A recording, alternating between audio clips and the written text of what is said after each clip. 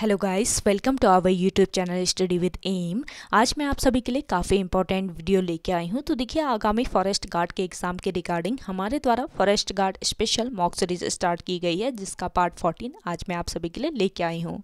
ये जो mock series है ये आपको डेली प्रोवाइड कराई जा रही है, जो कि आपके आगामी फॉरेस्ट गार्ड के एग्जाम के लिए इंपॉर्टेंट है। साथ ही साथ अदर उत्तराखंड एग्जाम के लिए भी ये मॉक सीरीज इंपॉर्टेंट रहने वाली है। तो आप सभी लोग हमारी सीरीज में स्टार्टिंग से लेकर एंड तक बने रहें। इस सीरीज में हमारे द्वारा करंट के क्वेश्चंस भी इंक्लूड किए गए हैं, ताकि करंट अफेयर्स भी आपके इसी मॉक सीरीज से ही कवर हो जाए। तो चलिए आज की इस मॉक सीरीज को स्टार्ट करते हैं। स्टार्ट करने से पहले जिन लोगों ने अभी तक हमारे YouTube channel study with M को सब्सक्राइब नहीं किया है वो सब्सक्राइब कर लें। साथ ही साथ बगल में जो बेल आइकन दिख रहा है इसे भी प्रेस कर लें, ताकि हम कोई भी वीडियो डालते हैं तो उसका नोटिफिकेशन आपके पास जल्द से जल्द पहुँच जाए। आप सभी लोग हमारे टेलीग्राम चैनल को भी ज्वाइन कर सकते हैं।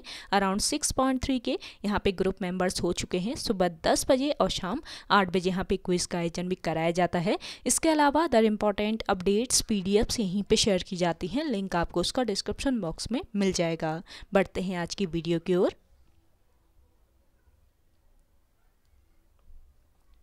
इस सीरीज का पहला क्वेश्चन है, राष्ट्रीय सांख्यिकी कार्यालय के त्रैमासिक बुलेटिन के आंकड़ों के अनुसार शहरी बेरोजगारी के मामले में उत्तराखंड का कौन सा स्थान है। देखिए, शहरी बेरोजगारी के मामले में उत्तराखंड का पहला स्थान है। ऑप्शन फर्स्ट इस क्वेश्चन का करेक्ट आंसर हो जाएगा। देखिए, राष्ट्रीय सांख्यिकी कार्यालय के त्रैमासिक बुलेटिन के आंकड़ों के अनुसार उत्तराखंड में शहरी जो बेरोजगारी है ये पिछले कोरोना के बाद सबसे ज़्यादा है। और दूसरे स्थान की बात करें तो दूसरे स्थान पर इसमें कौन सा राज्य है? दूसरे स्थान पर है केरल राज्य, जबकि तीसरे स्थान पर है जम्मू कश्मीर।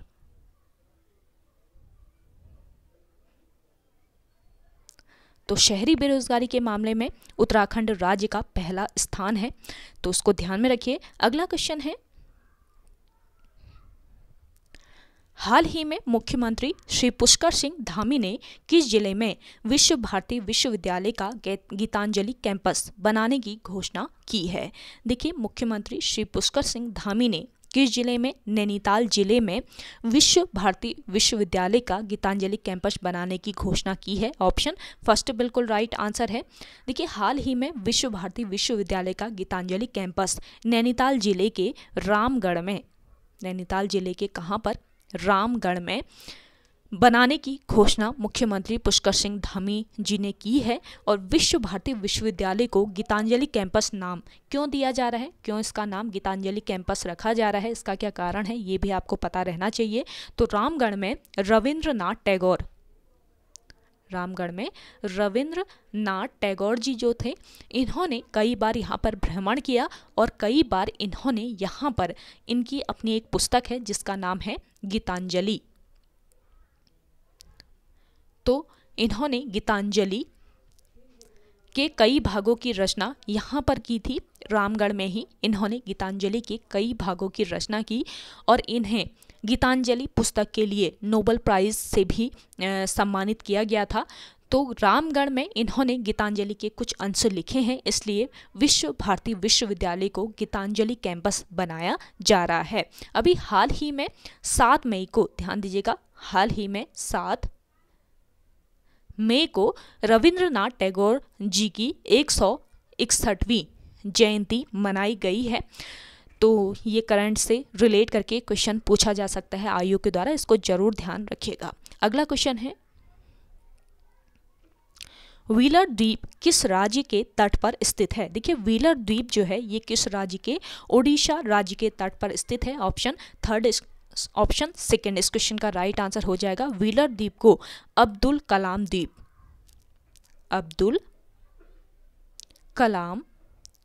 द्वीप के नाम से भी जाना जाता है, यानी इसका नया नाम क्या है? अब्दुल कलाम द्वीप है। और इस द्वीप की लंबाई की अगर हम बात करें तो इसकी लंबाई लगभग 2 किलोमीटर इसकी लंबाई है और क्षेत्र में 390 एकड़ क्षेत्र में ये फैला है। और ओडिशा सरकार ने वर्ष 1993 ईस्वी में अब्दुल कलाम द्वीप को रक्षा अनुसंधान और विकास संगठन को आवंटित किया। और देखिए, इस द्वीप का निकटतम बंदरगाह भी पूछा जा सकता है कि बताइए व्हीलर द्वीप या अब्दुल कलाम जो द्वीप है इसका निकटतम बंदरगाह कौन सा है। तो इसको ध्यान रखिएगा, धामरो बंदरगाह। धामरो बंदरगाह जो है ये इस द्वीप का निकटतम बंदरगाह है। नेक्स्ट क्वेश्चन देखिए,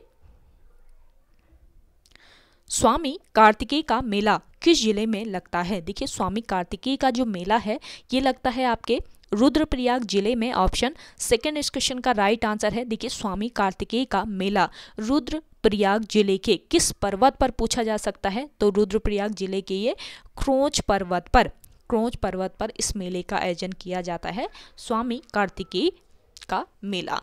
अगला क्वेश्चन है, निम्न में से एशिया का सर्वाधिक ऊंचाई पर स्थित स्टेडियम कौन सा है। तो आपके सामने 4 ऑप्शन दिए हैं, इनमें से आपको बताना है कि एशिया का सर्वाधिक ऊंचाई पर स्थित स्टेडियम कौन सा है। तो इसका राइट आंसर हो जाएगा रांची स्टेडियम। ऑप्शन फर्स्ट बिल्कुल राइट आंसर है। देखिए रांची स्टेडियम ये किस जिले में स्थित है।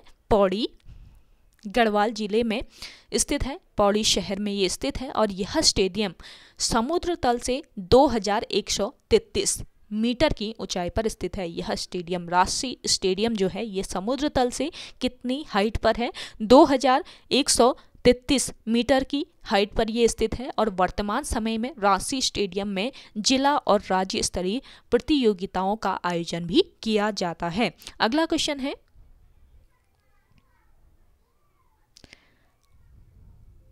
झपटो छीनो आंदोलन की शुरुआत कब हुई। देखिए झपटो छीनो आंदोलन इसकी शुरुआत हुई वर्ष 1998 से। वर्ष 1998 का लीजिएगा, ऑप्शन में आया नहीं है ये। तो वर्ष 1998 में छीनो झपटो आंदोलन की शुरुआत हुई। और किस दिन से हुई, डेट भी पूछा जा सकता है आयोग के द्वारा। तो 21 जून याद रखिए, 21 जून 1998 से झपटो छीनो आंदोलन की शुरुआत हुई। और इस आंदोलन का जो उद्देश्य था वो क्या था कि नंदा देवी राष्ट्रीय पार्क प्रबंधन ग्रामीणों को दिलाना था। नंदा देवी राष्ट्रीय पार्क का जो प्रबंधन है वो वहाँ के ग्रामीणों को दिलाना इसका उद्देश्य था इस आंदोलन का। और यह आंदोलन लाता गांव में हुआ, जिसमें ग्रामीण लोगों ने अपने पशुओं को नंदा देवी राष्ट्रीय पार्क में छोड़ दिया था। तो आप कमेंट करके बताइएगा कि यह आंदोलन किस जिले में हुआ था। ज़्यादा से ज़्यादा लोग कमेंट करके बताइएगा। सेशन पसंद आ रहा है तो लाइक कर लेना है आपको। जिन लोगों ने अभी भी हमारे YouTube channel study with M को सब्सक्राइब नहीं किया है वे लोग जरूर सब्सक्राइब कीजिएगा और ज़्यादा से ज़्यादा कमेंट कीजिएगा आपको सेशन कैसा लगता है। अगला क्वेश्चन देखिए, चमोली व बागेश्वर की सीमा पर स्थित पर्यटक स्थल कौन सा है। देखिए चमोली व बागेश्वर की सीमा पर स्थित जो पर्यटक स्थल है ये है आपका ग्वालदम। ऑप्शन फर्स्ट बिल्कुल करेक्ट आंसर है। देखिए ग्वालदम जो है ये किसके लिए प्रसिद्ध है, प्राकृतिक सौंदर्य के लिए काफ़ी प्रसिद्ध है। और यहाँ पर देखिए सेब और चाय का उत्पादन किया जाता है। यहाँ पर सेब और चाय का उत्पादन होता है। इसके अलावा ग्वालदम में एसएसबी का प्रशिक्षण केंद्र भी स्थित है। एसएसबी का प्रशिक्षण केंद्र भी ग्वालदम में ही स्थित है, ये भी आप ध्यान रखें। अगला क्वेश्चन है, चंडी प्रसाद भट्ट को पद्म भूषण पुरस्कार से कब सम्मानित किया गया। देखिए चंडी प्रसाद भट्ट इनको पद्म भूषण पुरस्कार कब दिया गया।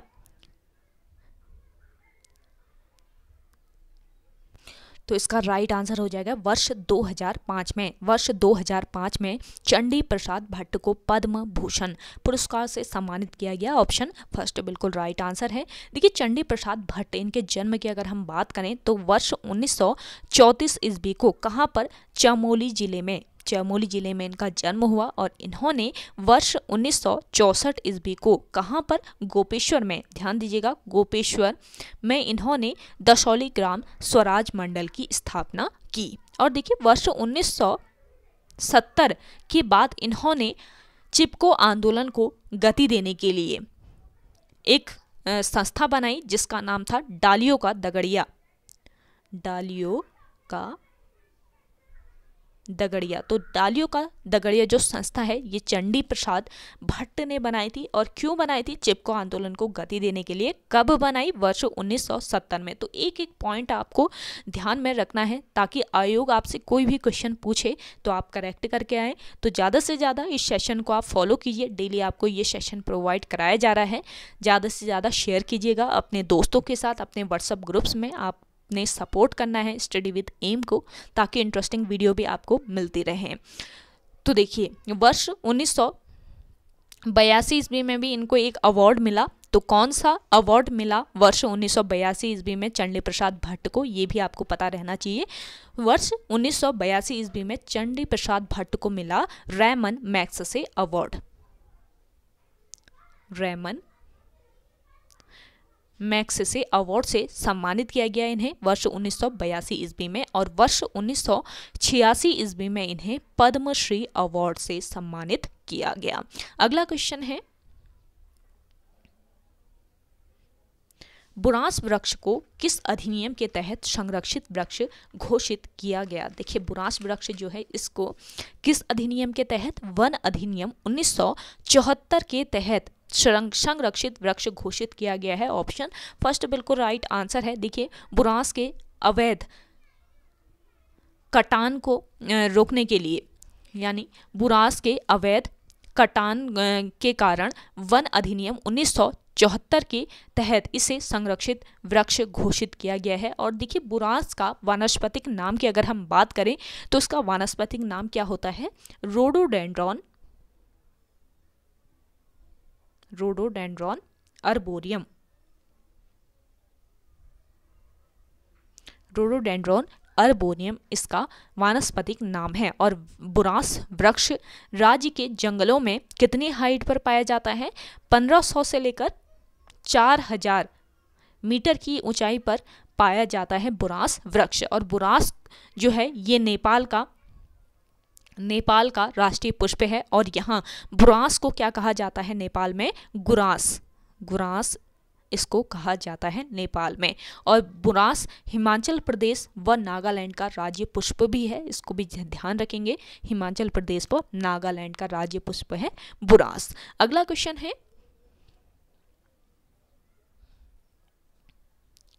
केंद्र में द्वैध शासन किस अधिनियम के अंतर्गत स्थापित किया गया?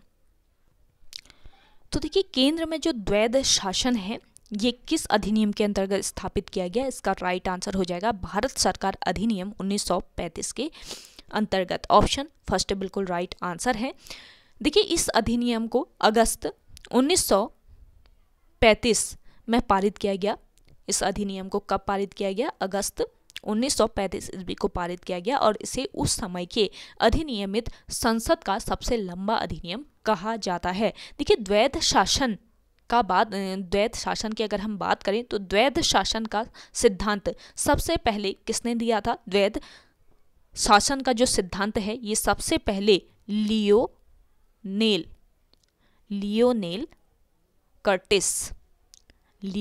कर्टिस नामक अंग्रेज ने अपनी पुस्तक डायरकी, इनकी एक पुस्तक थी जिसका नाम था डायरकी। तो इन्होंने सबसे पहले द्वैध शासन का जो सिद्धांत है लियोनेल कर्टिस ने अपनी पुस्तक डायरकी में प्रतिपादित किया। और बाद में यह सिद्धांत वर्ष 1919 ईस्वी के भारतीय शासन अधिनियम 1919 में लागू किया गया, जिसके अनुसार प्रांतों में द्वैध शासन स्थापित हुआ। और द्वैध शासन क्या होता है ये भी आपको पता रहना चाहिए। द्वैध शासन, जब दो शासक एक साथ सत्ता का संचालन करते हैं तो इसको कहा जाता है द्वैध शासन। और द्वैध शासन का सिद्धांत सबसे पहले किसने दिया था ये आपको ध्यान में रखना है। लियोनेल कर्टिस नामक अंग्रेज ने अपनी पुस्तक डायरकी में प्रतिपादित किया द्वैध शासन का सिद्धांत। अगला क्वेश्चन है आपका, किस ताम्रपत्र में चंदों के करों का उल्लेख मिलता है? देखिए, चंदों के करों का जो उल्लेख मिलता है ये किस ताम्रपत्र में मिलता है? तो इसका राइट आंसर है मोनाकोट ताम्रपत्र में। ऑप्शन थर्ड बिल्कुल राइट आंसर हो जाएगा। देखिए, मझेड़ा ताम्रपत्र की अगर हम बात करें, चंदों के करों का उल्लेख तो मिलता है आपके मोनाकोट ताम्रपत्र में। और मझेड़ा ताम्रपत्र में मझेड़ा ताम्रपत्र की अगर हम बात करें तो इसमें चंद वंश बम शासकों के संबंध का पता चलता है। और बास्ते ताम्रपत्र जो है, बास्ते ताम्रपत्र मांडलिक राजाओं की सूची से संबंधित है। कौन सा ताम्रपत्र? बास्ते ताम्रपत्र। और देखिए चंदवंश की अगर हम बात करें तो चंदवंश की जो स्थापना है ये चंपावत के राजबुंगा किले से हुई। और चंद वंश का संस्थापक किसे माना जाता है? सोमचंद को चंद वंश का संस्थापक माना जाता है। एक एक पॉइंट आपको यहाँ पे बताया जाता है ताकि आपका क्वेश्चन अच्छे से क्लियर हो जाए और कोई भी क्वेश्चन आयोग आपसे पूछे तो आप वहाँ पे करेक्ट करके आए। तो ज़्यादा से ज़्यादा सेशन को शेयर करें अपने दोस्तों के साथ, अपने व्हाट्सएप ग्रुप्स में। सेशन पसंद आ रहा है तो लाइक कर लीजिएगा, कमेंट करके ज़रूर बताइएगा। आप सभी के कमेंट से हम मोटिवेट होते हैं देखिए इंटरेस्टिंग वीडियो लाने के लिए। तो ज़्यादा से ज़्यादा लोग कमेंट कीजिएगा आज का ये सेशन आपको कैसा लग रहा है, और कमेंट में जो भी आपसे क्वेश्चन पूछा जाता है उसका आंसर देने की कोशिश जरूर कीजिएगा। नेक्स्ट देखिए, भारत का राष्ट्रीय विरासत पशु कौन सा है?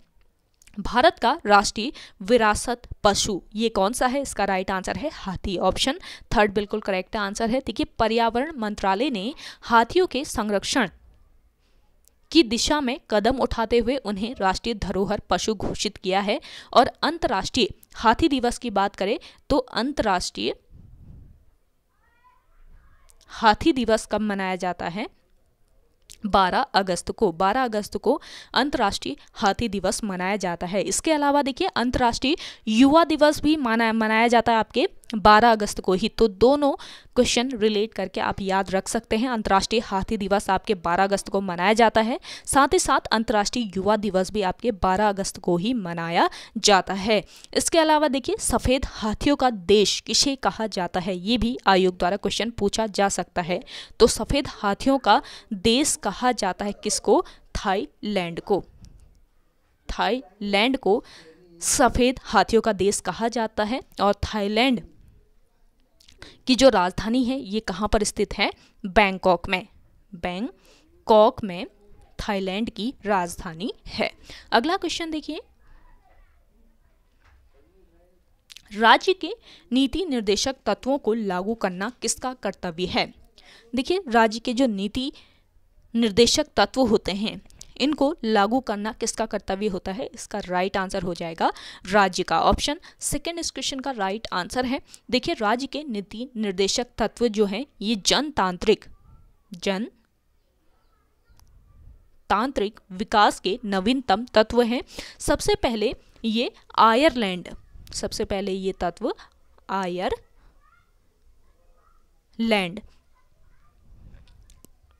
आयरलैंड के संविधान में लागू किए गए थे। आपके नीति निर्देशक तत्व जो हैं ये सबसे पहले किस संविधान में? आयरलैंड के संविधान में लागू किए गए थे। और इन तत्वों का जो कार्य है ये जन कल्याणकारी राज्य की स्थापना करना है।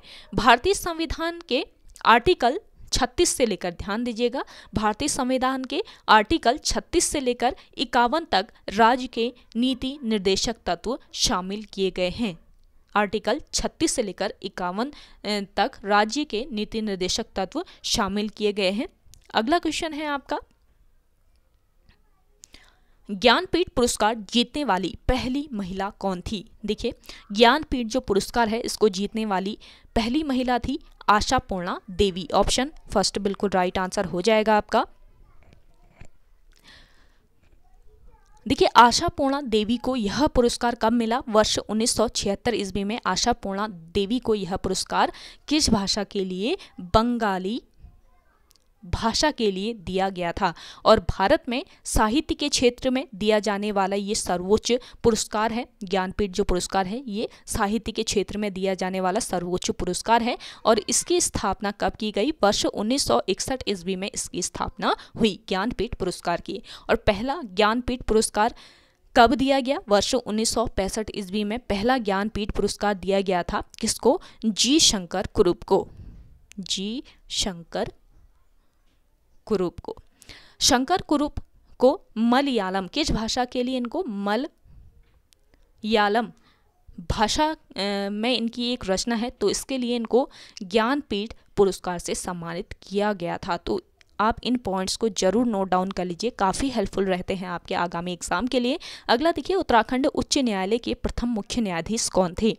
उत्तराखंड उच्च न्यायालय के प्रथम मुख्य न्यायाधीश थे अभयंकर देसाई। ऑप्शन सेकंड इस क्वेश्चन का राइट आंसर है। देखिए, अभयंकर देसाई उच्च न्यायालय के पहले कार्यवाहक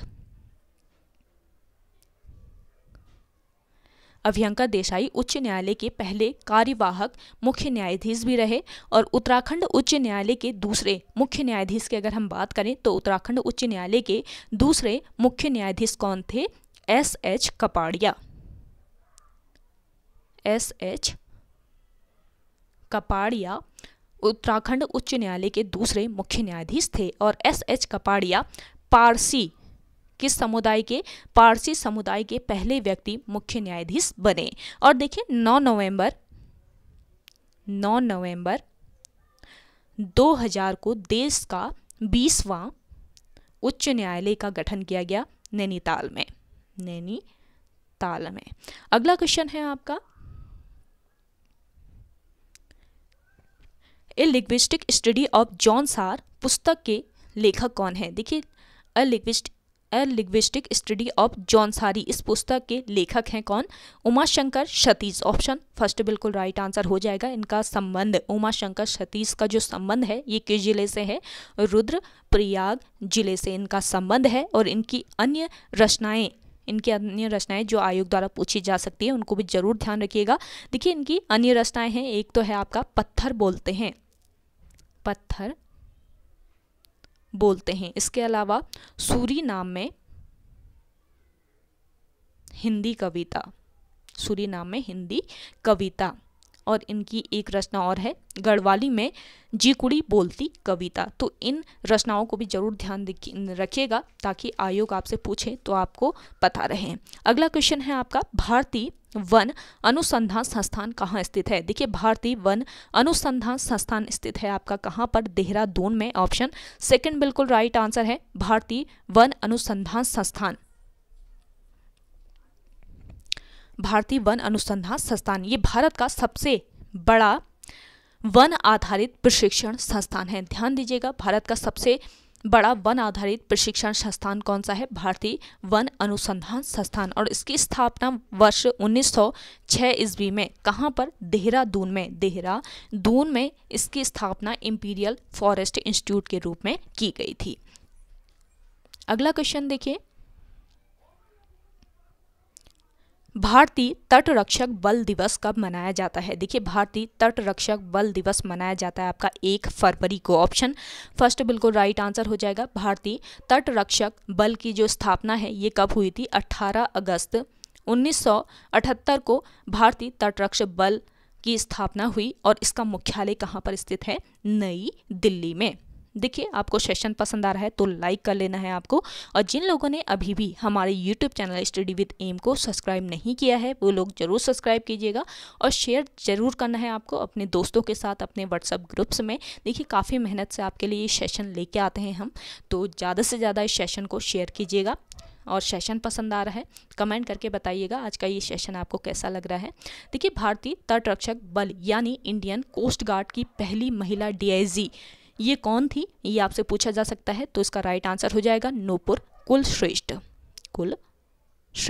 नूपुर कुलश्रेष्ठ भारतीय तटरक्षक बल यानी इंडियन कोस्ट गार्ड की पहली महिला डीआईजी हैं। और अध्यक्ष कौन है वर्तमान में? भारतीय तटरक्षक बल के अध्यक्ष वर्तमान में कौन है? ये आप कमेंट करके बताइएगा, ज़्यादा से ज़्यादा लोग कमेंट कीजिए। चलिए, नेक्स्ट क्वेश्चन है आपका, भारतीय प्राणी सर्वेक्षण की पहली महिला निर्देशक कौन बनी? देखिए, भारतीय प्राणी महिला निर्देशक बनी है धृति बनर्जी। ऑप्शन सेकंड इस क्वेश्चन का राइट आंसर है। इसको धृति बनर्जी कर लीजिएगा, धृति बनर्जी। भारतीय प्राणी सर्वेक्षण विभाग जो है ये पर्यावरण और वन मंत्रालय का एक अधीनस्थ संगठन है, जिसकी स्थापना की बात करें तो वर्ष 1916 ईस्वी में इसकी स्थापना हुई। और इसका मुख्यालय कहाँ पर स्थित है? कोलकाता में। कोलकाता में भारतीय प्राणी सर्वेक्षण इसका मुख्यालय है। अगला क्वेश्चन देखिए, प्रसिद्ध बाराही देवी मंदिर किस जनपद में स्थित है? देखिए प्रसिद्ध बाराही देवी का जो मंदिर है ये स्थित है आपके किस जनपद में? चंपावत जनपद में। ऑप्शन 4 बिल्कुल राइट आंसर हो जाएगा। देखिए चंपावत के देवीधुरा में बाराही देवी का मंदिर है और देवीधुरा में रक्षाबंधन के अवसर पर आषाढ़ी कौतिक मेले का आयोजन होता है, जो कि कितने दिनों तक चलता है? 15 दिनों तक ये मेला चलता है और देवीधुरा मेले को बगवाल मेला भी कहा जाता है। और देवीधुरा का जो मेला है ये पाषाण युद्ध या पत्थर मार बगवाल के लिए काफ़ी प्रसिद्ध है। तो सारे पॉइंट्स आप नोट डाउन कर लीजिए, यहाँ से भी आयोग द्वारा क्वेश्चन पूछे जा सकते हैं। तो ओके गाइज, आज के सेशन में इतना ही। आई होप आपको आज का ये सेशन पसंद आया होगा। अगर आज का ये सेशन आपको पसंद आता है तो इस सेशन को लाइक कीजिएगा, शेयर कीजिए, और जिन लोगों ने अभी भी हमारे YouTube channel study with M को सब्सक्राइब नहीं किया है वे लोग जरूर सब्सक्राइब कीजिए। चलिए मिलते हैं एक नई इंटरेस्टिंग वीडियोज़ के साथ, तब तक के लिए धन्यवाद।